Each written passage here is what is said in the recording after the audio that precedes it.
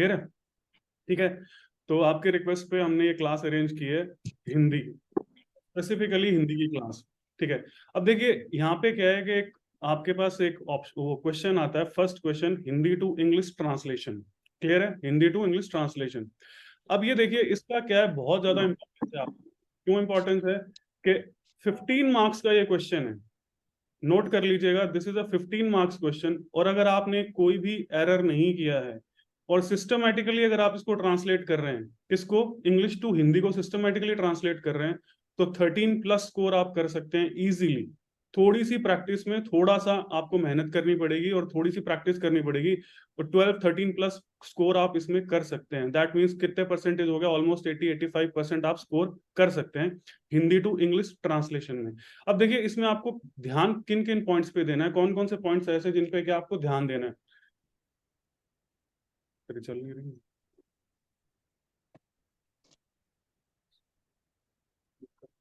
ठीक है।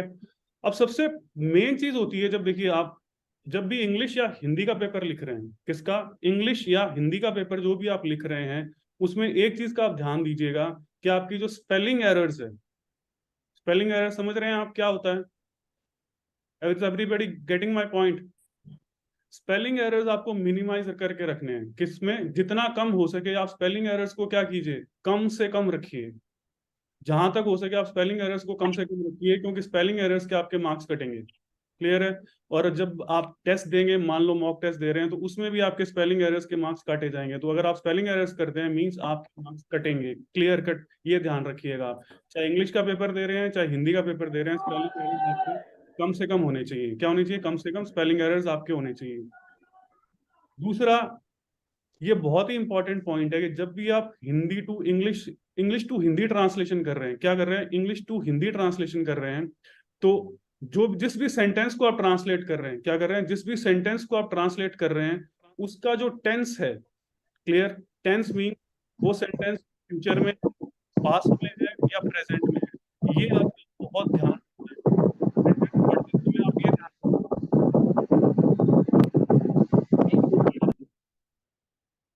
ठीक है, तो सेंटेंस पढ़ते समय आप ये ध्यान रखेंगे कि वो जो टेंस सेंटेंस है वो किस टेंस में है, मींस वो फ्यूचर में है, पास्ट में है या प्रेजेंट में है। तो उसी टेंस में आपको क्या करना है, सेंटेंस को चेंज करना है, मतलब ट्रांसलेट करना है। अगर कोई सेंटेंस इंग्लिश में किस में लिखा गया है, प्रेजेंट में लिखा गया है, तो आप उसको प्रेजेंट में ही ट्रांसलेट करेंगे। यानी हिंदी में अगर आप लिखेंगे तो वर्तमान काल का सेंटेंस होना चाहिए। अगर आप उसको कोई पास्ट में है तो वो भूतकाल में लिखा जाएगा। इसी तरह से अगर वो फ्यूचर में है तो आप उसको भविष्य काल में लिखेंगे। नेक्स्ट पॉइंट आपके पास में ये है कि यहाँ ये एक देखिए सबसे इंपॉर्टेंट पॉइंट है आपके लिए, कि जब भी आप ट्रांसलेट कर रहे हैं तो आप अपने ब्रेन का यूज मत कीजिएगा। क्लियर? ब्रेन का यूज का मतलब ये है कि जैसे जैसे सेंटेंस लिखा गया है, क्लियर है, जो जो सेंटेंस में पूछा गया है ट्रांसलेट करने के लिए, आपको आपको बिल्कुल वैसे के वैसे क्या है, सेंटेंस को ट्रांसलेट करना है। क्या करना है? सेंटेंस को ट्रांसलेट करना है। मोस्टली केसेस में क्या होता है कि जितने भी स्टूडेंट्स हैं वो क्या करते हैं, सेंटेंस को पढ़ लिया, उसका सेंट्रल आइडिया ले लिया कि उसका सेंट्रल आइडिया ये है, और अपनी मर्जी से क्या किया, अपनी लैंग्वेज में उसे ट्रांसलेट कर दिया। अपनी लैंग्वेज में आप किसी भी सूरत में सेंटेंस को ट्रांसलेट नहीं करेंगे। You will not translate the sentence in your own language. अपनी लैंग्वेज नहीं लगाएंगे आप। जहां हम जैसे अब व्याख्या कर रहे होते हैं, क्या हो रहे होते हैं, व्याख्या कर रहे होते हैं, एक्सप्लेनेशन कर रहे होते हैं, या जो विस्तार कर रहे होते हैं, वहां तो क्या आप जितना मर्जी अपना ब्रेन लगाइए, अपनी अपनी लैंग्वेज में लिखिए, कुछ भी कीजिए। लेकिन जब आप Hindi to English to Hindi translate कर रहे हैं, तो उसमें आपको ये चीज नहीं यूज करनी है। क्लियर है? Do not use your brain उस समय। सिर्फ जो लिखा गया है सेंटेंस में या पैराग्राफ में, बस उसी को क्या करना है, आपको ट्रांसलेट करना है। You have to translate that only. ये आपके लिए बहुत ही क्या है, इंपॉर्टेंट चीज है। तो आप अपना दिमाग बिल्कुल भी नहीं लगाएंगे। नेक्स्ट पॉइंट है पंक्चुएशन मार्क। अब पंक्चुएशन मार्क पता है सबको क्या होता है, व्हाट इज इट? जिसको हम विराम चिन्ह कहते हैं। क्लियर है? ठीक है, पंक्चुएशन मार्क का ध्यान रखते हुए आप अपना क्या करेंगे, सेंटेंस को ट्रांसलेट करेंगे। मींस आपको ये ध्यान रखना है कि सेंटेंस कहां से स्टार्ट हो रहा है और full stop to full stop कहां है। पहली बात, पॉइंट नंबर 1, पहले तो आप ये ध्यान रखेंगे कि full stop to full stop sentence कहां से कहां स्टार्ट हो रहा है और कहां फिनिश हो रहा है। दूसरा, आप ये ध्यान रखेंगे कि उसके इन बिटवीन कोई पंक्चुएशन मार्क्स है, जैसे कॉमा आ गया, सेमीकोलन आ गया, कोलन आ गया, ये सारी चीजों को आपको ध्यान रखना है जब भी आप इसको क्या करेंगे, ट्रांसलेट करेंगे किसी भी सेंटेंस को। Any sentence if you translate, तो सबसे पहले आप पूरा सेंटेंस पढ़ लीजिए। क्लियर है? तो पूरा सेंटेंस पढ़ने के बाद आप ये देख लीजिए वो सेंटेंस स्टार्ट कहाँ से हो रहा है और कहाँ पे वो सेंटेंस क्या हो रहा है, फिनिश हो रहा है। तो पहले आपको पूरे सेंटेंस को देखना है, उस पूरे सेंटेंस का मतलब क्या है और वो सेंटेंस आपको क्या कह रहा है। क्लियर है? तो ये होता है इंपॉर्टेंस ऑफ पंक्चुएशन मार्क, कि भी पंक्चुएशन मार्क्स का इंपॉर्टेंस आपके ट्रांसलेशन में कितना है। ठीक है? फिर नेक्स्ट है, जैसे मैंने आपको पहले ही बता दिया कि इट इज लाइक, आप प्लीज म्यूट रखिए अपना माइक।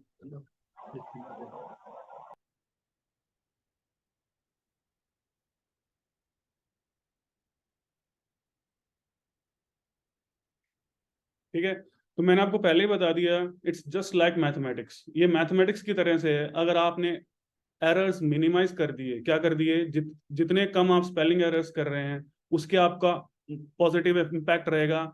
और अगर आपने ये रूल्स फॉलो किए, टेंस रूल्स, ब्रेन यूज नहीं करना है, इंपॉर्टेंस ऑफ पंक्चुएशन मार्क, अगर आपने इस तरह से इनको ट्रांसलेट किया, तो आपके, मैंने आपको पहले ही बता दिया है, 12+ आप स्कोर कर सकते हैं आउट ऑफ 15। ठीक है? मतलब ये कह सकते हैं कि हिंदी का ग्रामर के बाद अगर कोई पोर्शन सबसे ज्यादा स्कोरिंग है हिंदी के अंदर, तो वो ट्रांसलेशन का स्कोरिंग है। और ग्रामर से भी ज्यादा क्या है, ये स्कोरिंग पार्ट आ जाता है, क्योंकि ग्रामर में क्या है, आपको रटना पड़ेगा। क्या रटने पड़ेंगे? विलोम शब्द रटने पड़ेंगे, आपको शब्द शुद्धि रटनी पड़ेगी, आपको वाक्य शुद्धि में देखना पड़ेगा। लेकिन यहाँ सिर्फ आपको प्रैक्टिस करनी है, just have to practice it. कि आप अगर प्रैक्टिस करते हैं तो आप 12+ मार्क्स इजीली स्कोर कर सकते हैं। किसमें? ट्रांसलेशन के अंदर। अगर कोई ये कह दे कि आपको 10 से ज्यादा मार्क्स नहीं मिलेंगे, तो आप दिमाग से निकाल दीजिएगा।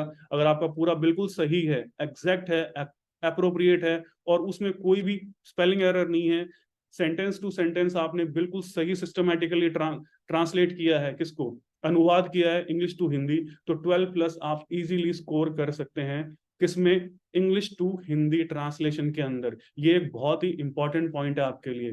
ठीक है? तो ये 5 पॉइंट्स आपके लिए बहुत इंपॉर्टेंट है जब आप इंग्लिश टू हिंदी क्या करेंगे, ट्रांसलेट करेंगे। अब हम कुछ पॉइंट्स देखते हैं कि भी जब आप ट्रांसलेट करें तो कैसे करें। ठीक है? अब कुछ लाइंस में आपको ट्रांसलेट पूछूंगा, आप डिस्कस करेंगे कि इन लाइंस को जब ट्रांसलेट करना हो, क्या करना हो, जब हम ट्रांसलेट करेंगे तो हम इनको लाइंस को ट्रांसलेट कैसे करेंगे। One line is India is land of diversity. दूसरी लाइन है India is a land of diversity. तीसरी है India is land of diversities. चौथी है India will become strategic super power in 2030। और ये पांचवी है India is economic super power. ठीक है? तो इनमें से कोई ट्रांसलेट कर सकता है इनको बिल्कुल सिस्टमैटिकली? एनीवन? जैसे मैंने आपको वो 5 पॉइंट्स बताए हो, उस हिसाब से एज पर 5 पॉइंट्स कि आपको कैसे ट्रांसलेट करना है।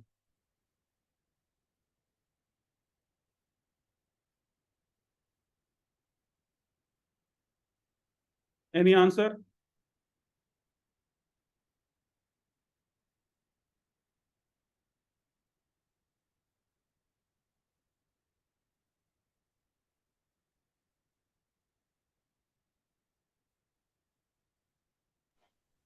सर फर्स्ट वाले का। अच्छा हाँ हाँ, बोलिए बोलिए। सर, फर्स्ट वाले का हो सकता है इंडिया विविधता की भूमि है। ठीक है। सेकंड का इंडिया, भारत सॉरी, या फिर इंडिया एक विविधता की एक भूमि है। हम्म। और तीसरे का होगा इंडिया विविधताओं की भूमि है। ठीक है। अ, बाकी का नहीं पता सर, दो का सोचना पड़ेगा। अच्छा, कोई बात नहीं, हम बता देंगे आपको। ठीक है?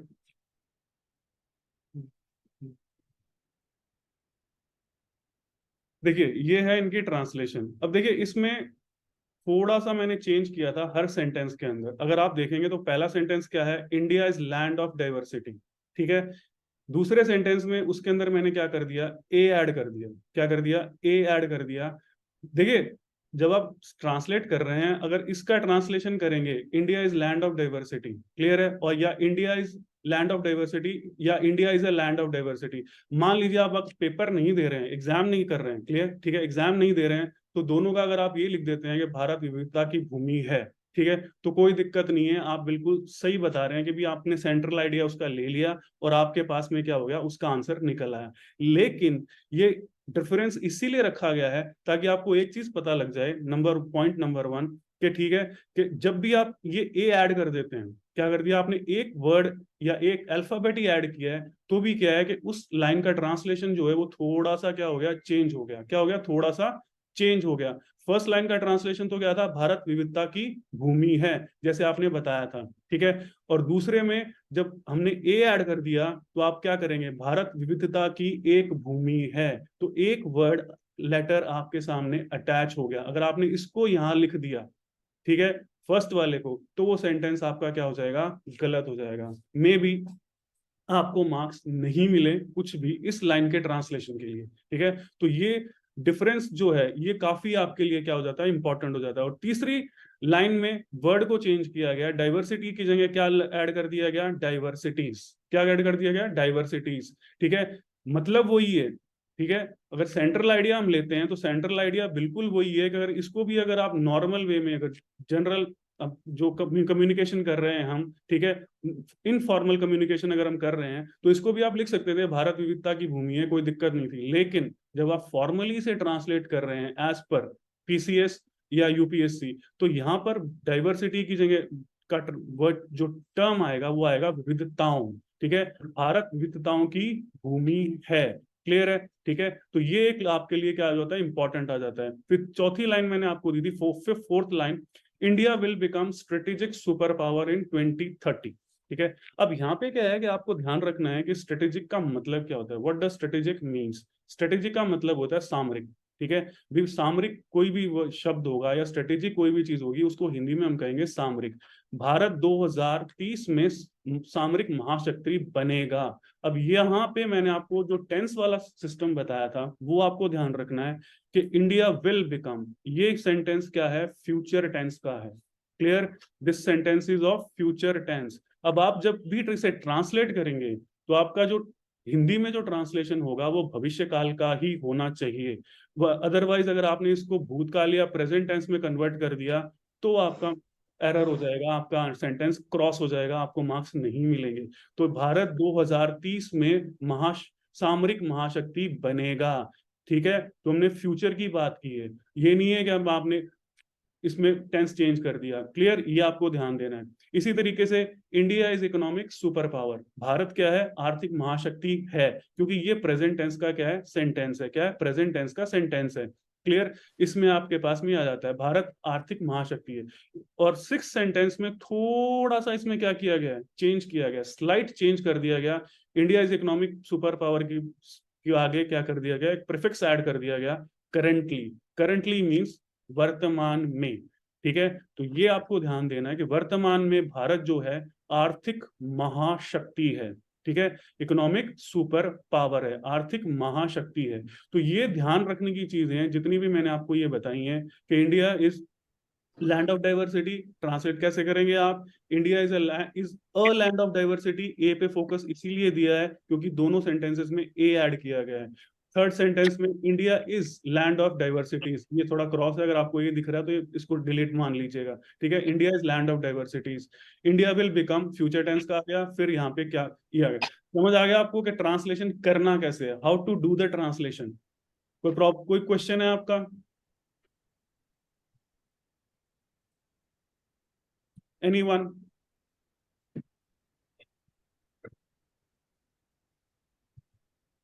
किसी स्टूडेंट का कोई क्वेश्चन है इन चीजों में जो भी मैंने आपको समझाई है?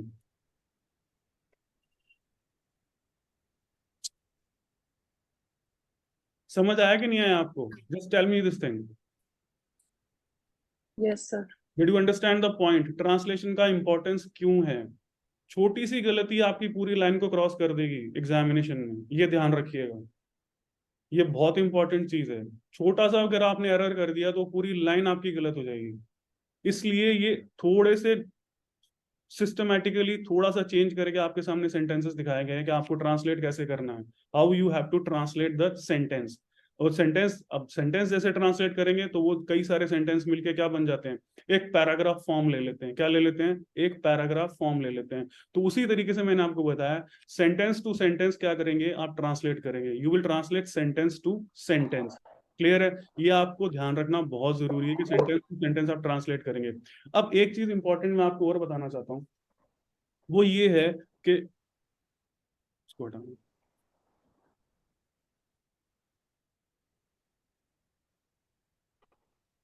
कोई पता क्या नहीं ये सर कई बार जैसे ये होता है कि कोई वर्ड हमें एग्जैक्टली नहीं है पता कि हिंदी में क्या उसको बोलेंगे, जैसे स्ट्रेटेजी है तो बस उसको देवनागरी में लिख सकते हैं। क्या कह रहे हो? जैसे इंग्लिश अल्फाबेट्स में लिखा हुआ है स्ट्रेटेजी, हम्म। तो हम ये कर सकते हैं जैसे कोई एक आधा वर्ड बीच में हमें नहीं समझ आ रहा क्या होगा हिंदी में, तो हम उसको तो वो तो आपके पास स्ट्रेटेजी को ऑप्शन नहीं है ना, देवनागरी तो में लिख लिख। दो। देखो वो आपके पास ऑप्शन नहीं है तो आप ऑप्शन लेस हो, आप तो लिख दोगे तो कोई फर्क नहीं पड़ेगा उसमें।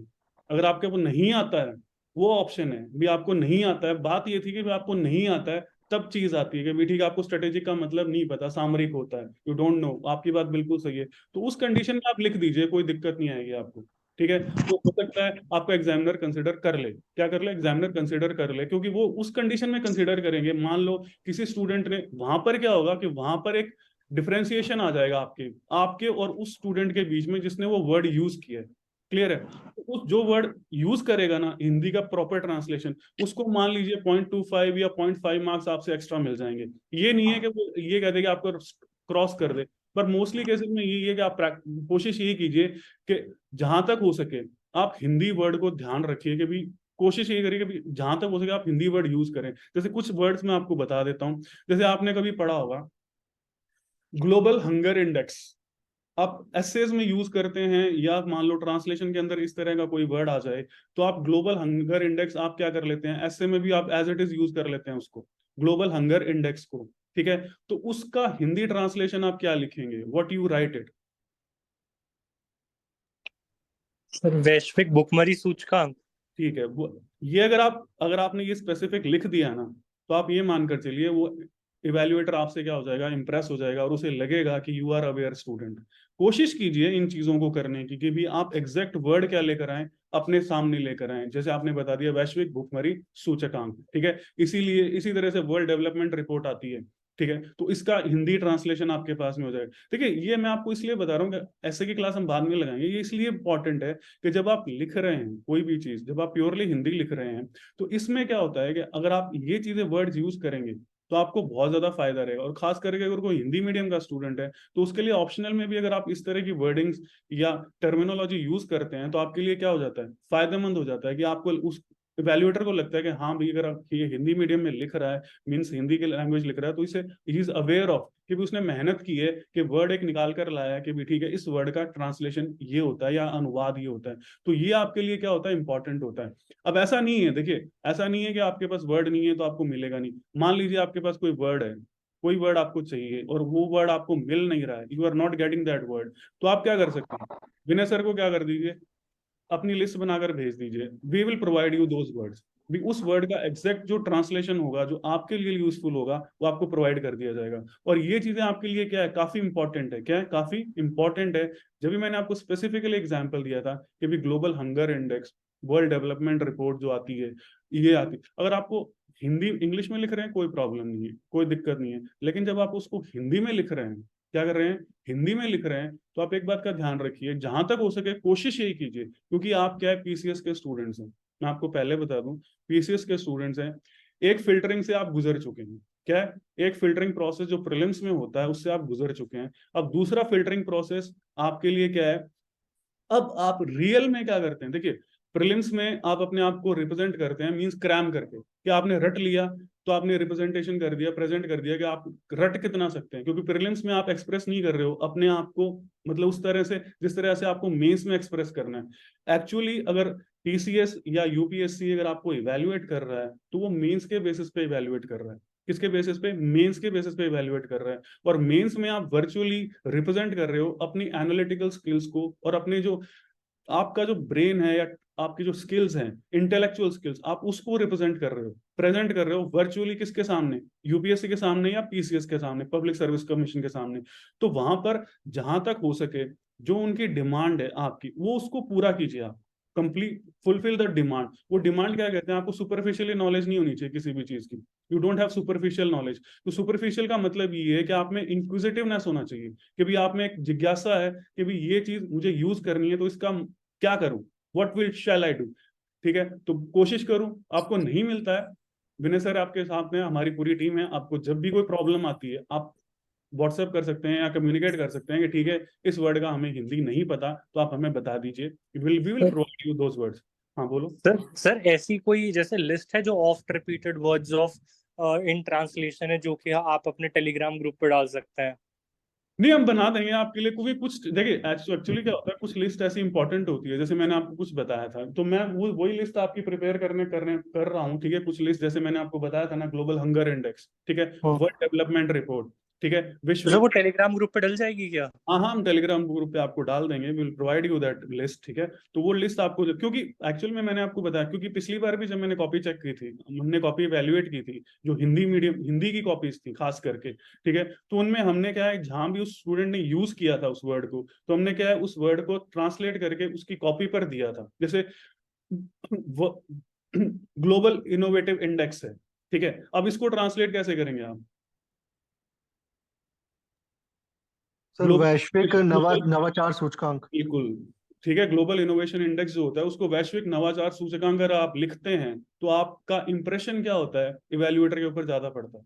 जब भी आप उसको लिख रहे हैं एस्से के अंदर, क्योंकि कई बार क्या होता है एस्से में आप ऐसी चीजें ऐड करते हैं जो आपके और दूसरा, जब आप जीएस में लिख रहे हैं, तब भी हिंदी मीडियम के स्टूडेंट्स हैं, तब भी क्या कर रहे हैं, वो यूज कर रहे हैं उन चीजों को, तो ये आपके लिए क्या है, काफी इंपॉर्टेंट हो जाती है, खास करके ट्रांसलेशन के मामले में और मामले में, तो आपके लिए काफी इंपॉर्टेंट हो जाती है कि अगर आप इनको as it is technical terms को टेक्निकली यूज कर रहे हैं, तो आपके लिए क्या है, बहुत फायदेमंद हो जाता है। मींस आप इवेल्युएटर को लगता है कि जो डिमांड पीसीएस की है, किससे, एक एस्पिरेंट से, वो आप एस्पिरेंट ने क्या किया है, फुलफिल की है। ठीक है, the aspirant has fulfilled the demand of the PCS. क्योंकि जब भी आप आंसर के मेंस के अंदर स्पेसिफिकली लिखा जाता है कि सुपरफिशियल नॉलेज जिसके पास भी है, हमें वो नहीं चाहिए, we want in depth knowledge, unaware student जिसको अपने स्टेट के बारे में पता हो, और के बारे में पता हो, सबके बारे में पता हो, वर्ल्ड के बारे में पता हो।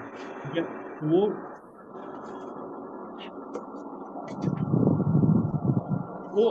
अवेयर स्टूडेंट है। अवेयरनेस आपको शो करनी है कि you are unaware student. Clear है? तो इसलिए मैंने कुछ एग्जांपल्स लिए थे कि भाई क्या स्पेसिफिक टर्म हो वो आप यूज करें, और किस तरह से आप ट्रांसलेशन करें, क्या करें, ट्रांसलेशन के मेन पॉइंट्स जो हैं वो मैंने आपके सामने रख दिए हैं। नाउ एनी प्रॉब्लम रिगार्डिंग आज के लेक्चर में जो हमने ट्रांसलेशन के बारे में बात की?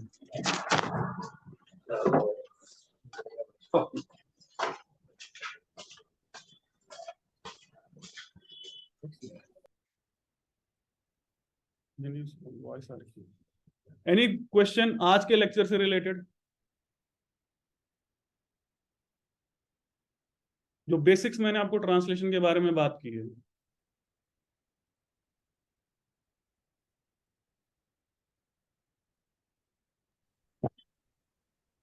हेलो सर, आवाज आ रही है?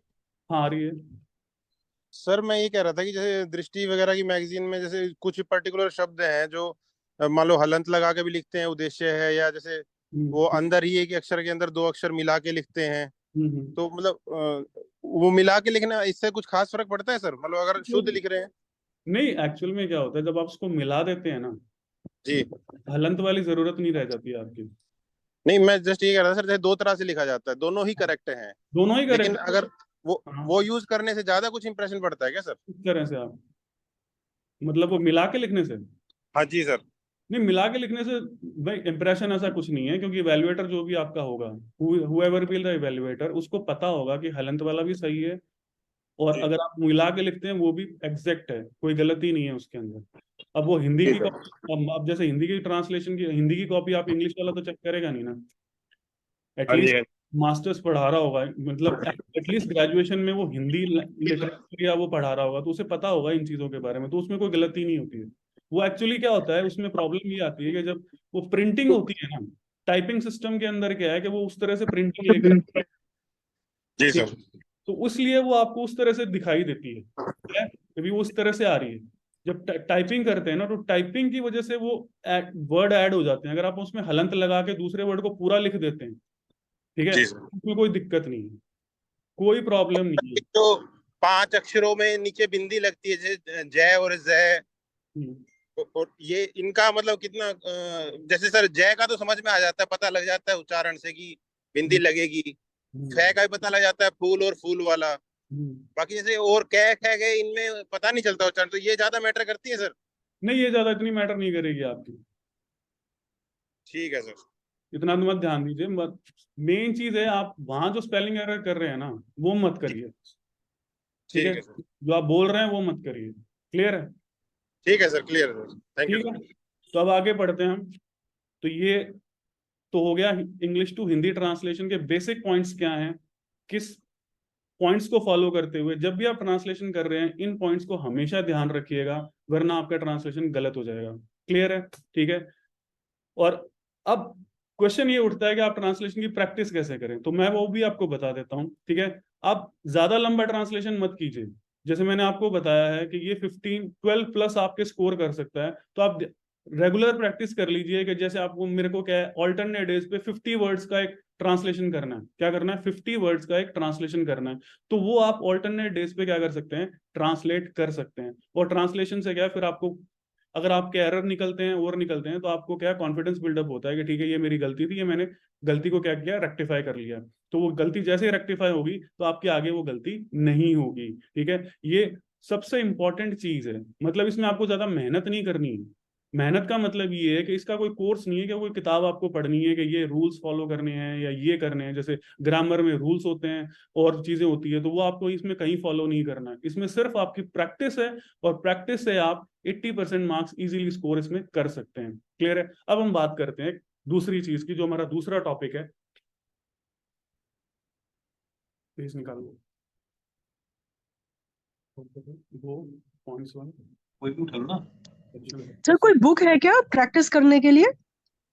हेलो, सर प्रैक्टिस करने के लिए कोई बुक आप रेकमेंड कर सकते हैं? देखो प्रैक्टिस करने के लिए बुक में आपको रेकमेंड, आपके पास वैसे तो कोई भी हिंदी की बुक होगी जो आपके पीसीएस में यूजफुल होती है, एनी बुक। सर आप फिर भी कोई बुक्स के नेम्स बता सकते हैं एक बार प्लीज? देखो ऐसी कोई स्पेसिफिक बुक इसकी नहीं आती है आपके लिए। क्लियर है? हाँ, मैं आपको ये कह सकता हूँ कि जैसे आपने वो जैसे सी सेट के पेपर देखे हैं आपने, जी हाँ यूपीएससी जी सी सर। सेट के पेपर्स। ठीक है, हाँ जी। तो उसमें जो पैराग्राफ देखेंगे ना, जो पैराग्राफ आता है, अनसीन पैराग्राफ जिसको हम बोलते हैं, पैसेज, देखते हैं आप उसको, अनसीन पैसेज को, यूपीएससी प्री सी सेट में जो आता है। ये सर बट सर जनरली उसमें तो गूगल ट्रांसलेट होता है कई नहीं, बार। वो आपकी बात सही है, गूगल ट्रांसलेट होता है, लेकिन आपको थोड़ा बहुत प्रैक्टिस का मौका मिलता है। मेन बात ये है, मैं मानता हूँ उसमें गूगल ट्रांसलेट होता है, बहुत गलतियां होती है उसमें। ठीक है, तो वो क्या है कि आपको वहां से कुछ चीजें मिल जाएंगी। प्रैक्टिस की बात हो रही है, I am just asking for practice, क्योंकि प्रैक्टिस कैसे करें आप, तो प्रैक्टिस के लिए आपके पास में वो बुक मिल जाती है आपको।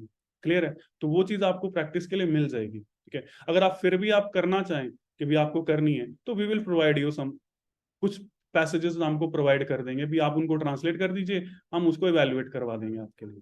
ठीक है, we will get it evaluated. जो 10 15 20 जो पैसेजेस होंगे वो हम स्पेसिफिकली आपको प्रोवाइड करवा देंगे। तो वो वी विल गेट इवेल्युएटेड कि भी आपने एरर कहाँ की है। मानता हूँ बिल्कुल सही बात है कि गूगल ट्रांसलेट होती है तो उसमें बहुत से एरर्स होते हैं, लेकिन हमें क्या है, थोड़ा प्रैक्टिस का मिल जाता है, क्योंकि प्रैक्टिस के लिए आपके पास मिल जाता है, क्योंकि थोड़ा सा आइडिया हो जाता है कि भी इसका ट्रांसलेशन होना क्या चाहिए। लेकिन मैंने आपको साफ बता दिया है कि लाइन टू लाइन ट्रांसलेट है, टेंस यूज करना है, सारी चीजें यूज करनी है। ठीक है, तो प्रैक्टिस के लिए आपको हम एक्स्ट्रा प्रोवाइड करवा देंगे 15 20 25 जो भी पैसेजेस होंगे उस, क्योंकि ये मैं आपको फिर एम्फेसाइज कर रहा हूँ कि ये जो पार्ट है, ये ट्रांसलेशन वाला जो पार्ट है, चाहे पूरे हिंदी और इंग्लिश के 200 जो आपके नंबर है ना, उसमें सबसे ज्यादा स्कोरिंग यही पार्ट आपके लिए आता है। सबसे ज्यादा स्कोरिंग है ये। ठीक है, इसके बाद अगर कोई स्कोरिंग आता है ना, तो उसको हम भी डिस्कस करेंगे, जो आता है आपका इंग्लिश का अनसीन पैसेज।